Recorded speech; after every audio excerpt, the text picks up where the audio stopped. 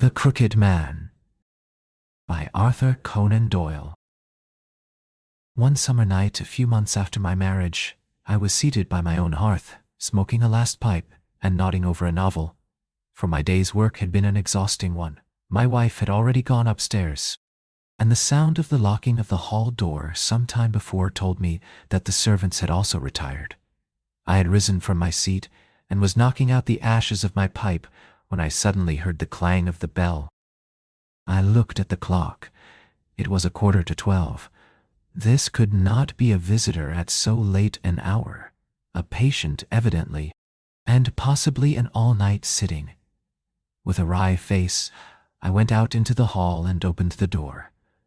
To my astonishment, it was Sherlock Holmes who stood upon my step. "Ah, Watson," said he, "I hoped that I might not be too late to catch you." "My dear fellow, pray come in. You look surprised, and no wonder. Relieved, too, I fancy. You still smoke the Arcadia mixture of your bachelor days, then?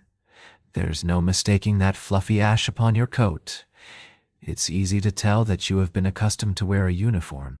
Watson, you'll never pass as a purebred civilian as long as you keep that habit of carrying your handkerchief in your sleeve. Could you put me up tonight?" "With pleasure. You told me that you had bachelor quarters for one, and I see that you have no gentleman visitor at present. Your hat stand proclaims as much." "I shall be delighted if you will stay." "Thank you. I'll fill the vacant peg then. Sorry to see that you've had the British workman in the house. He's a token of evil. Not the drains, I hope?" "No. The gas." "Ah. He has left 2 nail marks from his boot upon your linoleum just where the light strikes it."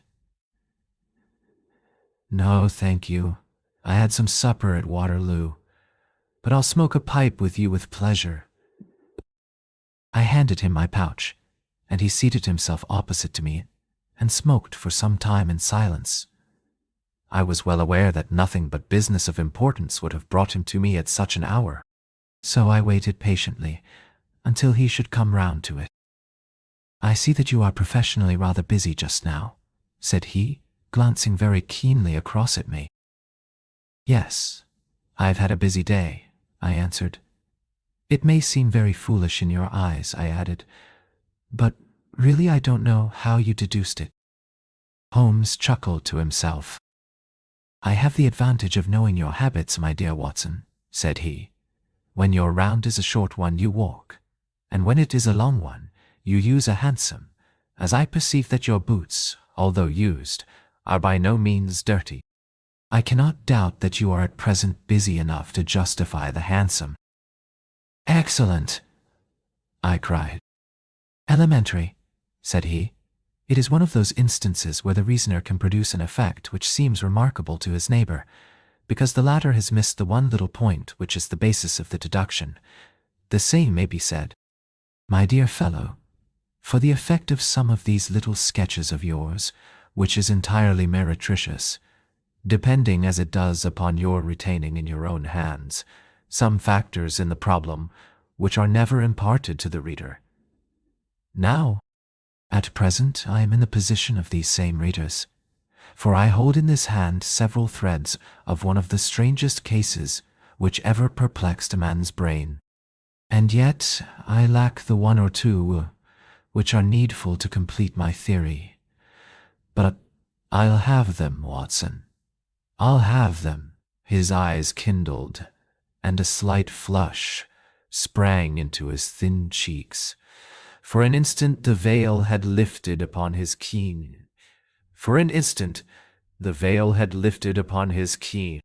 intense nature, but for an instant only.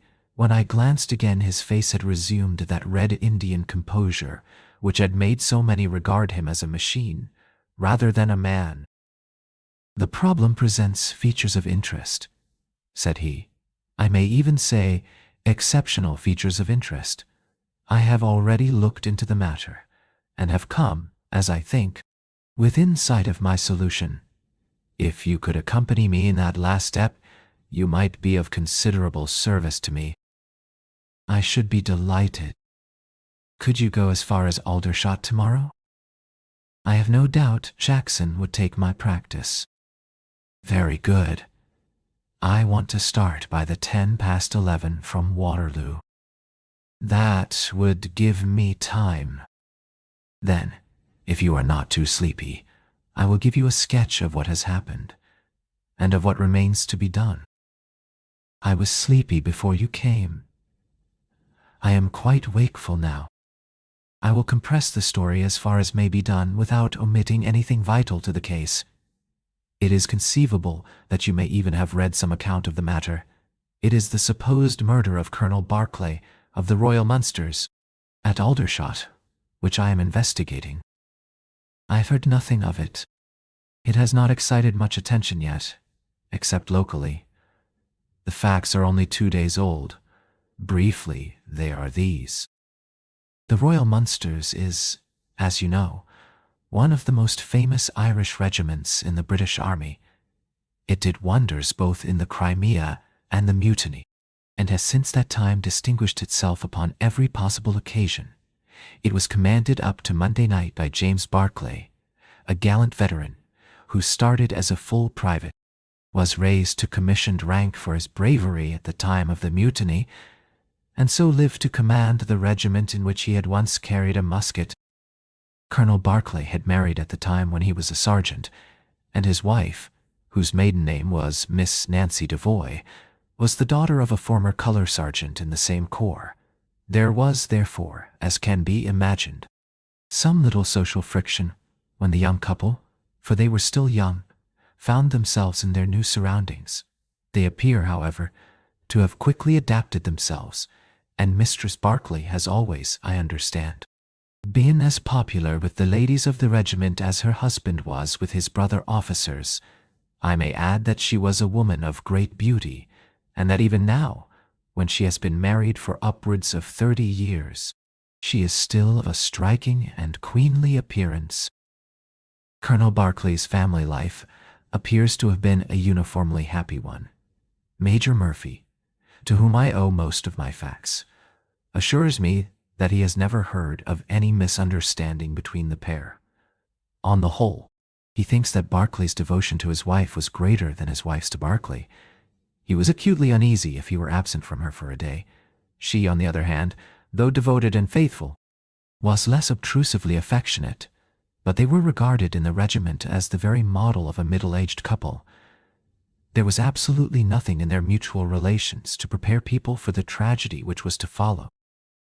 Colonel Barclay himself seems to have had some singular traits in his character.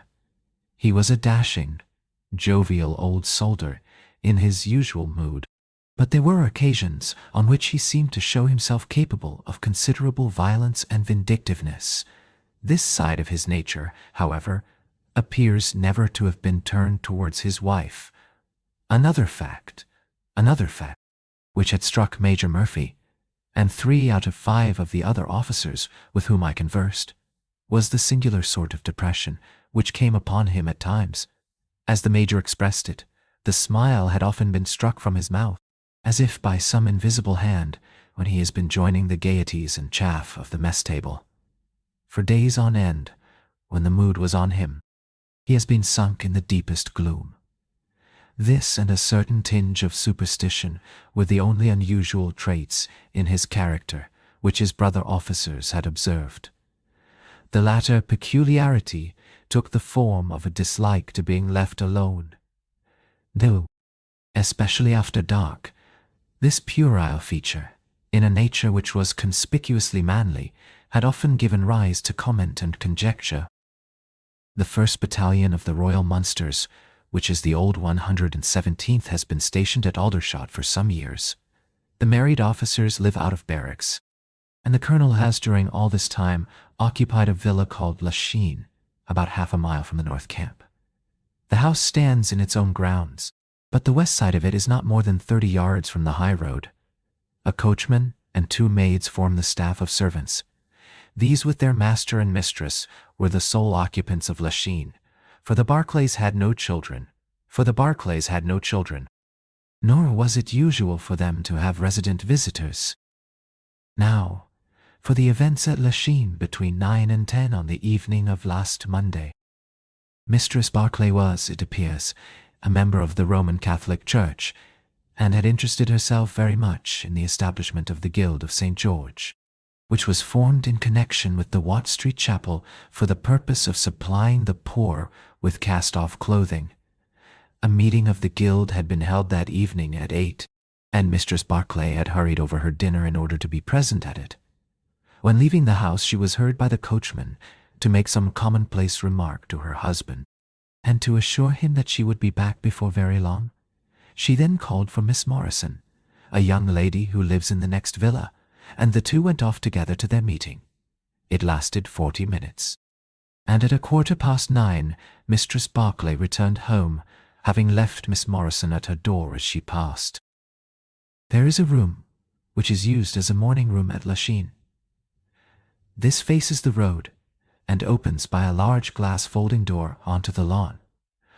The lawn is 30 yards across and is only divided from the highway by a low wall with an iron rail above it. It was into this room that Mistress Barclay went upon her return. The blinds were not down, for the room was seldom used in the evening, but Mistress Barclay herself lit the lamp and then rang the bell, asking Jane Stewart, the housemaid, to bring her a cup of tea, which was quite contrary to her usual habits. The Colonel had been sitting in the dining room, but hearing that his wife had returned, he joined her in the morning room. The coachman saw him cross the hall and enter it. He was never seen again alive. The tea which had been ordered was brought up at the end of 10 minutes. But the maid, as she approached the door, was surprised to hear the voices of her master and mistress in furious altercation. She knocked without receiving any answer, and even turned the handle, but only to find that the door was locked upon the inside. Naturally enough, she ran down to tell the cook, and the two women with the coachman came up into the hall and listened to the dispute which was still raging. They all agreed that only two voices were to be heard, those of Barclay and of his wife. Barclay's remarks were subdued and abrupt, so that none of them were audible to the listeners. The ladies, on the other hand, were most bitter, and when she raised her voice could be plainly heard. "You coward," she repeated over and over again. "What can be done now? What can be done now? Give me back my life. I will never so much as breathe the same air with you again. You coward. You coward."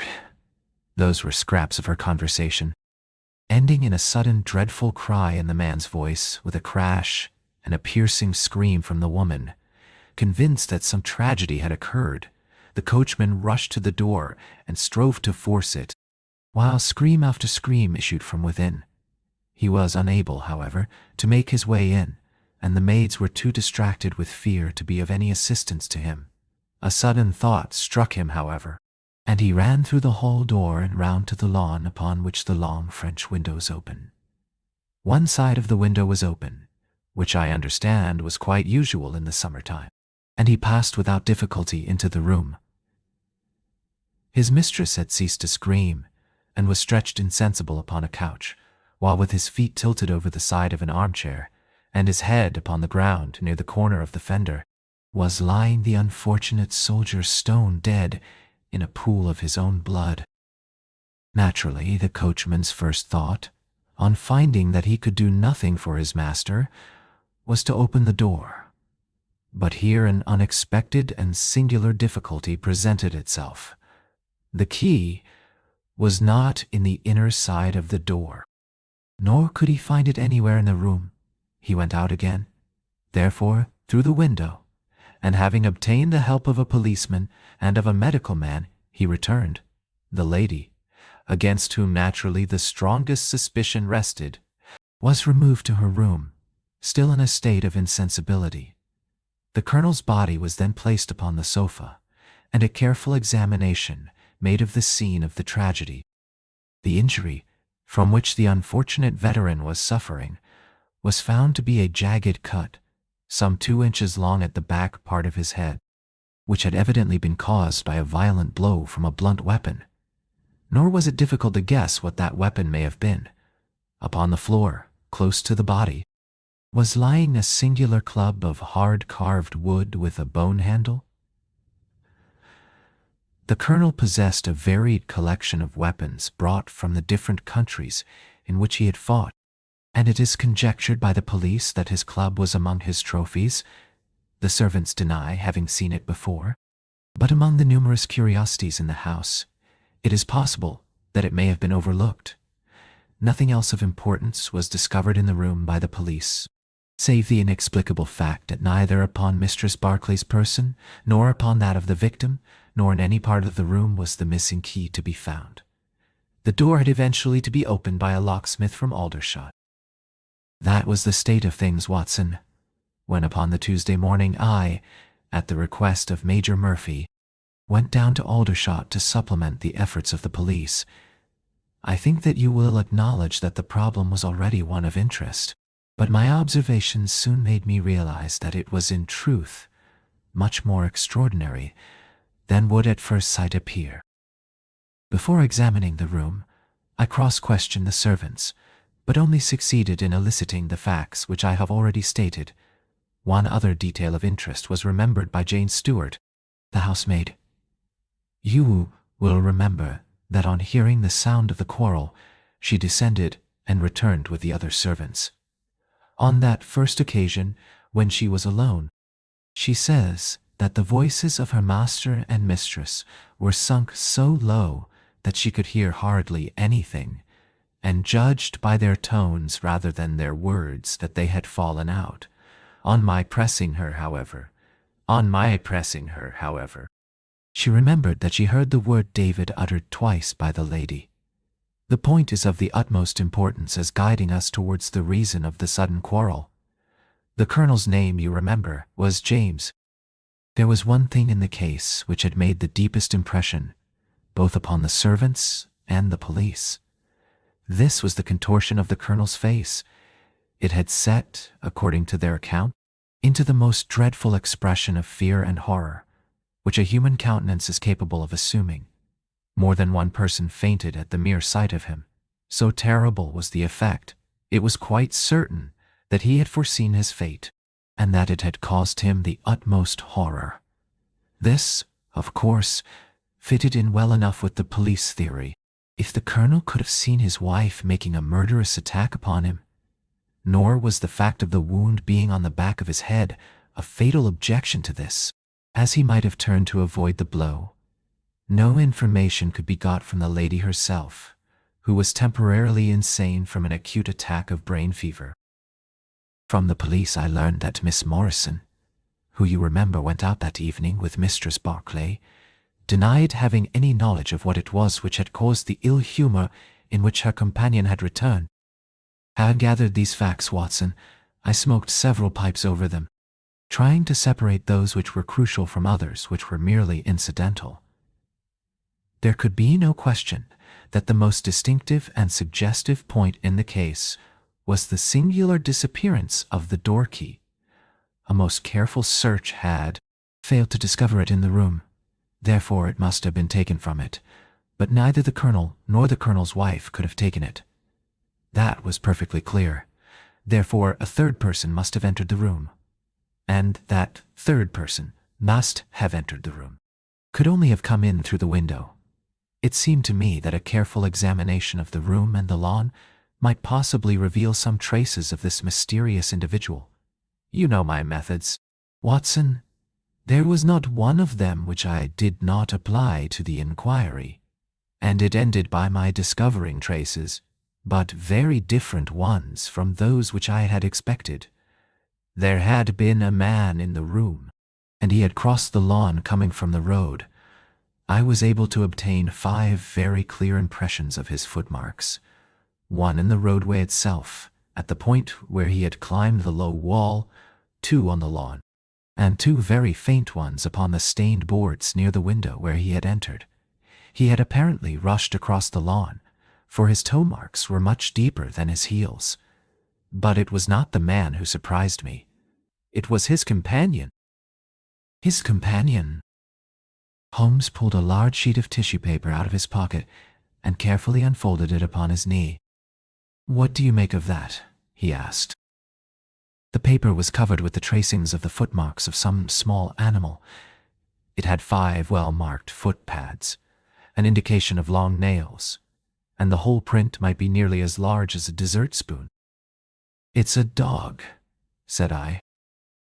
"Did you ever hear of a dog running up a curtain?" I found distinct traces that this creature had done so. "A monkey, then?" "But it is not the print of a monkey." "What can it be, then?" "Neither dog nor cat nor monkey, nor any creature that we are familiar with. I have tried to reconstruct it from the measurements. Here are 4 prints where the beast has been standing motionless. You see that it is no less than 15 inches.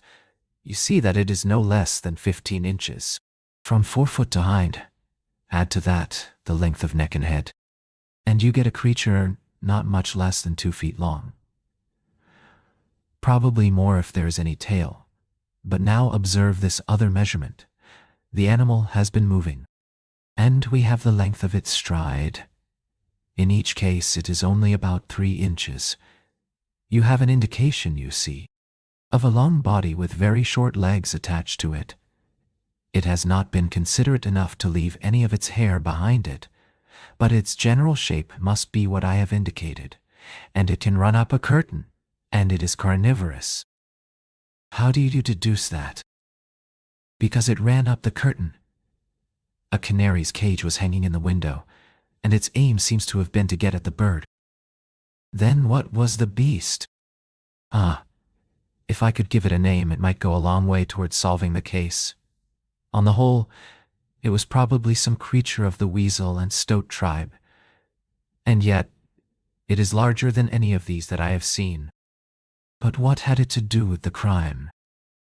That also is still obscure. But we have learned a good deal, you perceive. We know that a man stood in the road looking at the quarrel between the Barclays. The blinds were up and the room lighted. We know also that he ran across the lawn, entered the room, accompanied by a strange animal, and that he either struck the Colonel, or, as is equally possible, that the Colonel fell down from sheer fright at the sight of him, and cut his head on the corner of the fender. Finally, we have the curious fact that the intruder carried away the key with him when he left. Your discoveries seem to have left the business more obscure than it was before," said I. "Quite so. They undoubtedly showed that the affair was much deeper than was at first conjectured. I thought the matter over, and I came to the conclusion that I must approach the case from another aspect." "But really, Watson, I am keeping you up." "And I might just as well tell you all this on our way to Aldershot tomorrow." "Thank you. You have gone rather too far to stop. It is quite certain that when Mistress Barclay left the house at 7:30, she was on good terms with her husband. She was never, as I think I have said, ostentatiously affectionate, but she was heard by the coachman chatting with the Colonel in a friendly fashion.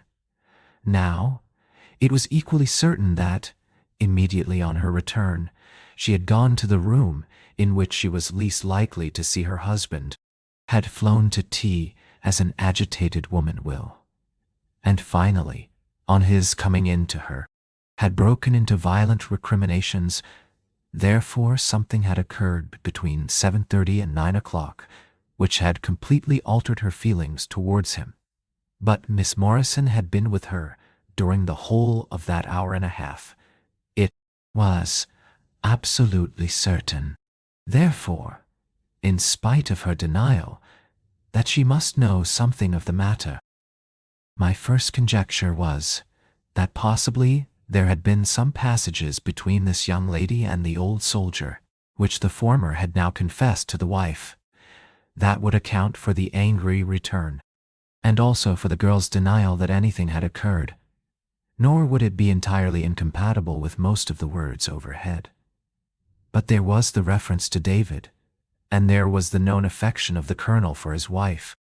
To weigh against it, to say nothing of the tragic intrusion of this other man, which might, of course, be entirely disconnected with what had gone before. It was not easy to pick one's steps, but on the whole, I was inclined to dismiss the idea that there had been anything between the Colonel and Miss Morrison, but more than ever, convinced that the young lady held the clue as to what it was which had turned Mistress Barclay to hatred of her husband. I took the obvious course, therefore, of calling upon Miss M., of explaining to her that I was perfectly certain that she held the facts in her possession, and of assuring her that her friend, Mistress Barclay, might find herself in the dock upon a capital charge unless the matter were cleared up. Miss Morrison is a little ethereal slip of a girl, with timid eyes and blonde hair, but I found her by no means wanting in shrewdness and common sense. She sat thinking for some time after I had spoken, and then, turning to me with a brisk air of resolution, she broke into a remarkable statement which I will condense for your benefit. I promised my friend that I would say nothing of the matter, and a promise is a promise, said she, but if I can really help her when so serious a charge is laid against her, and when her own mouth, poor darling, is closed by illness, then I think I am absolved from my promise. I will tell you exactly what happened upon Monday evening. We were returning from the Watt Street mission about 8:45. On our way we had to pass through Hudson Street, which is a very quiet thoroughfare. There is only one lamp in it, upon the left-hand side, and as we approached this lamp, I saw a man coming towards us with his back very bent, and something like a box slung over one of his shoulders. He appeared to be deformed, for he carried his head low and walked with his knees bent. We were passing him when he raised his face to look at us in the circle of light thrown by the lamp, and as he did so, he stopped and screamed out in a dreadful voice, "My God! My God! It's Nancy!" Mistress Barclay turned as white as death, and would have fallen down had the dreadful-looking creature not caught hold of her. I was going to call for the police, but she, to my surprise, spoke quite civilly to the fellow. "I thought you had been dead this 30 years, Henry," said she, in a shaking voice. "So I have," said he, and it was awful to hear the tones that he said it in. He had a very dark, fearsome face, and a gleam in his eyes that comes back to me in my dreams. His hair and whiskers were shot with grey, and his face was all crinkled and puckered, like a withered apple. "Just walk on a little way, dear," said Mistress Barclay. "I want to have a word with this man. There's nothing to be afraid of." She tried to speak boldly, but she was still deadly pale, and could hardly get her words out for the trembling of her lips. I did as she asked me, and they talked together for a few minutes. Then she came down the street with her eyes blazing, and I saw the crippled wretch standing by the lamp-post and shaking his clenched fists in the air, as if he were mad with rage. She never said a word until we were at the door here, when she took me by the hand and begged me to tell no one what had happened. "It's an old acquaintance of mine who has come down in the world," said she. "When I promised her I would say nothing, she kissed me, and I have never seen her since. I have told you now the whole truth, and if I withheld it from the police, it is because I did not realize then the danger in which my dear friend stood. I know that it can only be to her advantage that everything should be known." There was her statement, Watson, and to me, as you can imagine, it was like a light on a dark night. Everything which had been disconnected before began at once to assume its true place, and I had a shadowy presentiment of the whole sequence of events. My next step, obviously, was to find the man who had produced such a remarkable impression upon Mistress Barclay. If he were still in Aldershot, it should not be a very difficult matter. There are not such a very great number of civilians, and a deformed man was sure to have attracted attention. I spent a day in the search, and by evening, this very evening, Watson, I had run him down. The man's name is Henry Wood, and he lives in lodgings in the same street in which the ladies met him. He has only been 5 days in the place. In the character of a registration agent, I had a most interesting gossip with his landlady. The man is by trade a conjurer and performer, going round the canteens after nightfall, and giving a little entertainment at each. He carries some creature about with him in that box, about which the landlady seemed to be in considerable trepidation, for she had never seen an animal like it. He uses it in some of his tricks, according to her account. So much the woman was able to tell me, and also that it was a wonder the man lived, seeing how twisted he was, and that he spoke in a strange tongue sometimes, and that for the last 2 nights she had heard him groaning and weeping in his bedroom. He was all right, as far as money went, but in his deposit he had given her what looked like a bad florin. She showed it to me, Watson, and it was an Indian rupee. So now, my dear fellow, you see exactly how we stand, and why it is I want you. It is perfectly plain that after the ladies parted from this man, he followed them at a distance, that he saw the quarrel between husband and wife through the window, that he rushed in, and that the creature which he carried in his box got loose. That is all very certain. But he is the only person in this world who can tell us exactly what happened in that room. And you intend to ask him? Most certainly, but in the presence of a witness. And I am the witness. If you will be so good, if he can clear the matter up, well and good. If he refuses, we have no alternative but to apply for a warrant. But how do you know he'll be there when we return? You may be sure that I took some precautions. I have one of my Baker Street boys mounting guard over him who would stick to him like a burr, go where he might. We shall find him in Hudson Street tomorrow, Watson. And meanwhile, I should be the criminal myself if I kept you out of bed any longer. It was midday when we found ourselves at the scene of the tragedy, and, under my companion's guidance, we made our way at once to Hudson Street. In spite of his capacity for concealing his emotions, I could easily see that Holmes was in a state of suppressed excitement, while I was myself tingling with that half-sporting, half-intellectual pleasure which I invariably experienced when I associated myself with him in his investigations. "This is the street," said he, as we turned into a short thoroughfare lined with plain 2-storied brick houses. "Ah, here is Simpson to report." "He's in all right, Mr. Holmes," cried a small street Arab, running up to us. "Good, Simpson," said Holmes, patting him on the head. "Come along, Watson. This is the house." He sent in his card with a message that he had come on important business, and a moment later we were face to face with the man whom we had come to see. In spite of the warm weather, he was crouching over a fire, and the little room was like an oven. The man sat all twisted and huddled in his chair in a way which gave an indescribable impression of deformity, but the face which he turned towards us, though worn and swarthy, must at some time have been remarkable for its beauty. He looked suspiciously at us now, out of yellow-shot, bilious eyes, and, without speaking or rising, he waved towards 2 chairs. "Mr. Henry Wood, late of India, I believe," said Holmes, affably. "I've come over this little matter of Colonel Barclay's death." "What should I know about that?" "That's what I want to ascertain. You know, I suppose, that unless the matter is cleared up, Mistress Barclay, who is an old friend of yours, will in all probability be tried for murder." The man gave a violent start.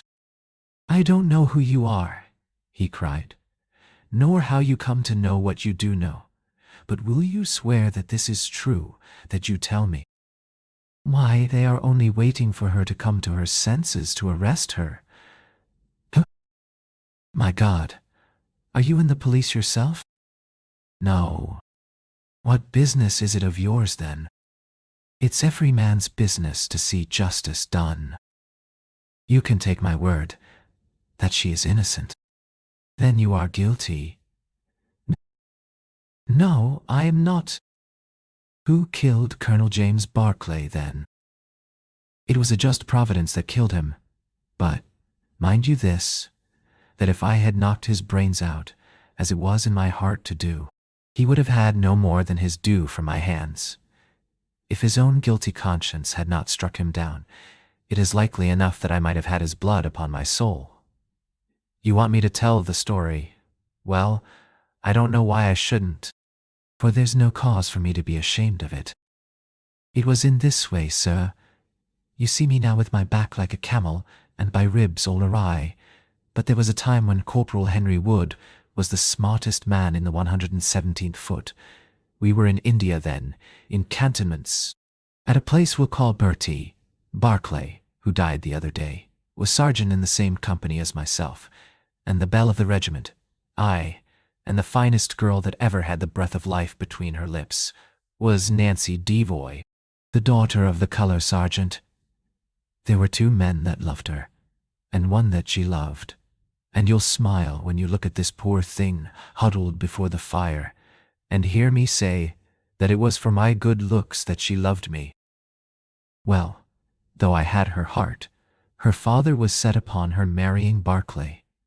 I was a harum-scarum, reckless lad, and he had had an education, and was already marked for the sword belt, but the girl held true to me, and it seemed that I would have had her when the mutiny broke out, and all hell was loose in the country. We were shut up in Bertie, the regiment of us with half a battery of artillery, a company of 6, and a lot of civilians and womenfolk. There were 10,000 rebels round us, and they were as keen as a set of terriers round a rat cage. About the second week of it our water gave out, and it was a question whether we could communicate with General Neal's column, which was moving up country. It was our only chance, for we could not hope to fight our way out with all the women and children, so I volunteered to go out and to warn General Neal of our danger. My offer was accepted, and I talked it over with Sergeant Barclay, who was supposed to know the ground better than any other man, and who drew up a route by which I might get through the rebel lines. At 10 o'clock the same night I started off upon my journey. There were 1,000 lives to save, but it was of only one that I was thinking when I dropped over the wall that night. My way ran down a dried-up watercourse, which we hoped would screen me from the enemy's sentries, but as I crept round the corner of it, I walked right into 6 of them, who were crouching down in the dark waiting for me. In an instant I was stunned with a blow and bound hand and foot, but the real blow was to my heart and not to my head, for as I came to and listened to as much as I could understand of their talk, I heard enough to tell me that my comrade, the very man who had arranged the way that I was to take, had betrayed me by means of a native servant into the hands of the enemy. Well, there's no need for me to dwell on that part of it. You know now what James Barclay was capable of.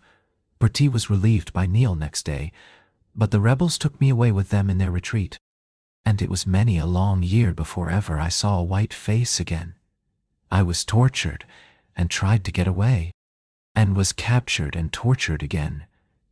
You can see for yourselves the state in which I was left. Some of them that fled into Nepal took me with them, and then afterwards I was up past Darjeeling. The hill folk up there murdered the rebels who had me, and I became their slave for a time until I escaped. But instead of going south I had to go north, until I found myself among the Afghans. There I wandered about for many a year, and at last came back to the Punjab, where I lived mostly among the natives and picked up a living by the conjuring tricks that I had learned. What use was it for me, a wretched cripple, to go back to England or to make myself known to my old comrades? Even my wish for revenge would not make me do that. I had rather that Nancy and my old pals should think of Harry Wood as having died with a straight back than see him living and crawling with a stick like a chimpanzee. They never doubted that I was dead, and I meant that they never should. I heard that Barclay had married Nancy, and that he was rising rapidly in the regiment, but even that did not make me speak. But when one gets old, one has a longing for home.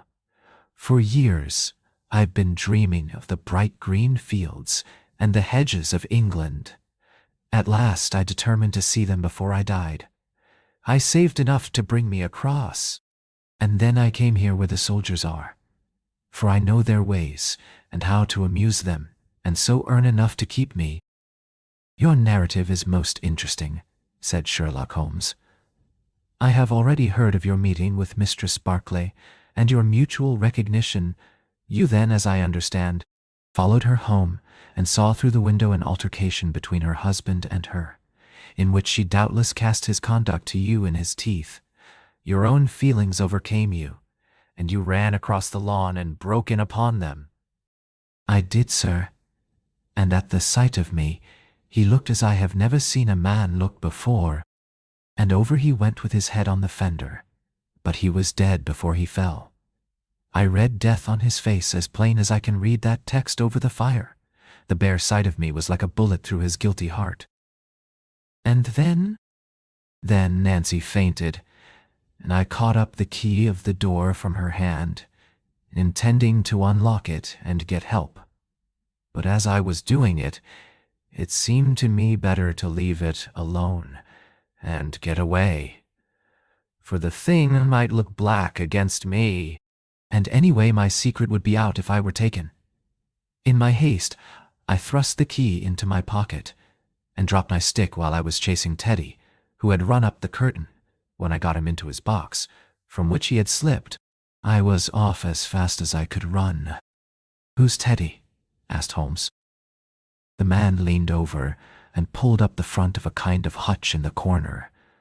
In an instant out there slipped a beautiful reddish-brown creature, thin and lithe, with the legs of a stoat, a long, thin nose, and a pair of the finest red eyes that ever I saw in an animal's head. "It's a mongoose," I cried. "Well, some call them that, and some call them ichneumon," said the man. "Snake catcher is what I call them, and Teddy is amazing quick on cobras. I have one here without the fangs, and Teddy catches it every night to please the folk in the canteen. Any other points, sir? Well, we may have to apply to you again if Mistress Barclay should prove to be in serious trouble. In that case, of course, I'd come forward. But if not, there is no object in raking up this scandal against a dead man, foully as he has acted. You have at least the satisfaction of knowing that for 30 years of his life, his conscience bitterly reproached him for this wicked deed. Ah, there goes Major Murphy on the other side of the street. Goodbye, Wood. I want to learn if anything has happened since yesterday." We were in time to overtake the Major before he reached the corner. "Ah, Holmes," he said, "I suppose you have heard that all this fuss has come to nothing?" "What then?" "The inquest is just over. The medical evidence showed conclusively that death was due to apoplexy. You see, it was quite a simple case after all." "Oh, remarkably superficial," said Holmes, smiling. "Come, Watson, I don't think we shall be wanted in Aldershot any more." "There's one thing," said I, as we walked down to the station. "If the husband's name was James and the other was Henry, what was this talk about David?" "That one word, my dear Watson, should have told me the whole story had I been the ideal reasoner which you are so fond of depicting. It was evidently a term of reproach." "Of reproach?" "Yes, David strayed a little occasionally, you know, and on one occasion in the same direction as Sergeant James Barclay. You remember the small affair of Uriah and Bathsheba. My biblical knowledge is a trifle rusty, I fear. But you will find the story in the 1st or 2nd of Samuel."